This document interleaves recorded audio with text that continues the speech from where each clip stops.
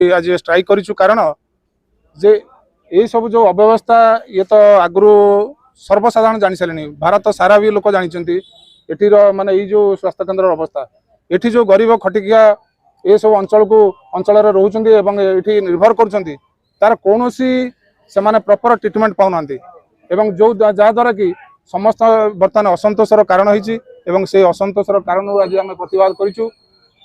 विगत मासे तलू गोटे मास तलू आम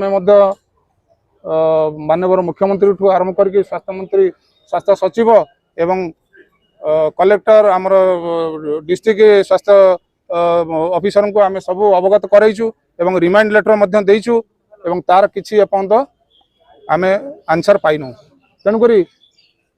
यार किपरि सुव्यवस्था करा जिवो डाक्तर मान को किपरि नियोजित करा जिवो नर्स मान किपरि नियोजित करा जिवो एवं ए चारिपट बाउंड्री न रहिले कुकुर बारंबार अबाध प्रवेश करिक रोगी शज्या शोचंती सारा पृथ्वी देखुची सारा भारत देखुची सारा ओडिशा भी देखुची। तेणुक यार समाधान निमंते आम आज ये शताधिक लोक आम ये आज अनशन। मिस्टर राजीव लोचन चक्र आंचलिक विकास परिषद आवाहक एवं माँ दुर्गा बणिक संघर सभापति। आज उद्देश्य तो प्राय समस्त जना तथापि आम मुख्य उद्देश्य आमर जो आंचलिक विकास परिषद आम प्रथम गवर्नमेंट को आम तरफ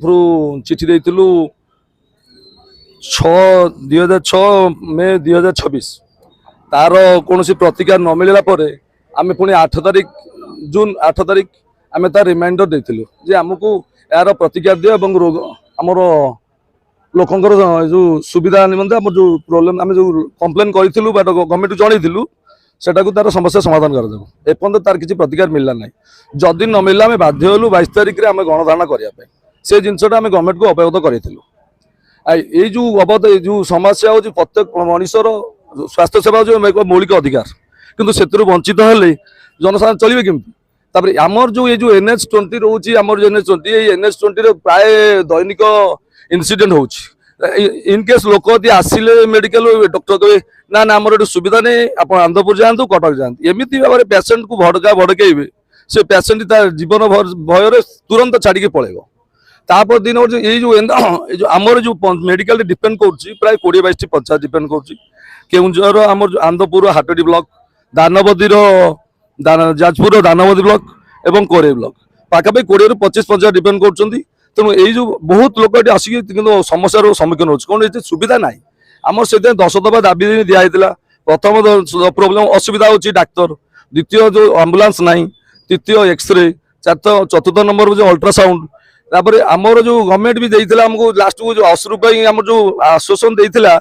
जो 2टा केबिन देइथिला से केबिन 2टा को माने लोक अशु चिकित्सा जो सनस्ट्रोक आसिले ट्रिटमेंट हेबे तार से सुविधा कौन से 2टा रूम को गोटे रूम डैमेज कर देछन आ गोटे रूम को डॉक्टर निजे यूटिलाइज करछन पेशेंट ताले से कोड रही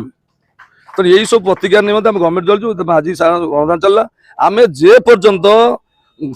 प्रशासन पाखु लिखित प्रतिश्रुति न पाइछु आम ये जो आनसन ओरिबु नाही। यार बहुत गुड़े समस्या रही पानी ठीक सप्लाई हो पारनी रोगी माने ठीक चिकित्सा पाई पारना स्थायी नियुक्ति जदि पाई था डॉक्टर माने से माने किसी गोटे रिस्क नियंते जहाँ द्वारा कि गोटे रोगी आइले सी अपेक्षा करता ये सागे सागे रेफर कर दौरान आंध्रपुर जा कटक जा अमकई जा तेणु स्थायी नियुक्ति डॉक्टर आमको निहाती आवश्यक आगुरी थिले स्थायी भाव नियुक्ति पाउथिले एवं से माने किछि दायित्व नहीं किछिटा संपादन करथिले आउ से सब हेइ 150-200 लोक वर्षा जो टिके मु गोपाल चरण परिडा अवसर प्राप्त शिक्षक साईकुल जो कार्यक्रम आम अंचल बा विशेष भाव में ये जो साईकुल गोष्ठी स्वास्थ्य केन्द्र ये आज दिनटी आम गोटे गुरुत्वपूर्ण दिवस और स्मरणीय दिवस वर्तमान आम डाक्तखाना जो अव्यवस्था रही प्रति आम समस्ते सचेतन एवं ता विरुद्ध रे आज आमर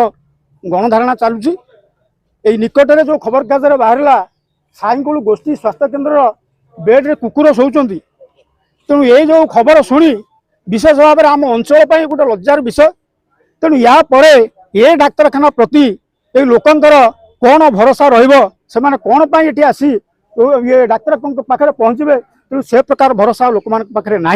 ତେଣୁ ଆଜିର ଯୋଉ କାର୍ଯ୍ୟକ୍ରମ ଗଣଧାରଣା ଚାଲିଛି ତାଙ୍କୁ ମୁଁ ଶୁଭେଚ୍ଛା ଜଣାଉଛି, ଅଭିନନ୍ଦନ ଜଣାଉଛି। ଏ ସମସ୍ୟା ରହିଛି ଯେ ଡାକ୍ତରଖାନାର ଯୋଉ ଅବ୍ୟବସ୍ଥା, ଏଇଟା ବେଡ୍ରେ କୁକୁର ଶୋଉଛନ୍ତି, ତେଣୁ ସିକ୍ୟୁରିଟିର ବ୍ୟବସ୍ଥା ନାହିଁ,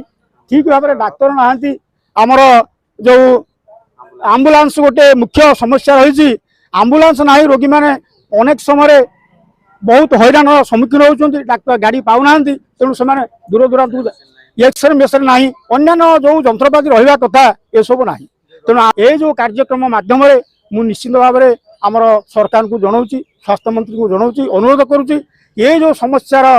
ବିହିତ ପଦକ୍ଷେପ ନିଅନ୍ତୁ, ପ୍ରତିକାର କରନ୍ତୁ, ଆଶୁ ପ୍ରତିକାର କରନ୍ତୁ ଏବଂ ରୋଗୀମାନଙ୍କର ସମସ୍ୟାକୁ ସମାଧାନ କରନ୍ତୁ। ମୋ ନାଁ ହେଉଛି ଅନନ୍ତ ଚରଣ ସ୍ୱାଇଁ। ଆମ ଏଇ ସାଇଁକୁଳ ଗୋଷ୍ଠୀ ସ୍ୱାସ୍ଥ୍ୟ କେନ୍ଦ୍ରର ଦୀର୍ଘ ଦିନ ହେଲା ଡାକ୍ତର ଅଭାବ ଅଛନ୍ତି, ଆଉ ଏକ୍ସରେ ମେସିନ୍ ଅଚଳ ହୋଇଛି, ଠିକ୍ ଭାବରେ ରୋଗୀ ସେବା ପାଇପାରୁନାହାନ୍ତି।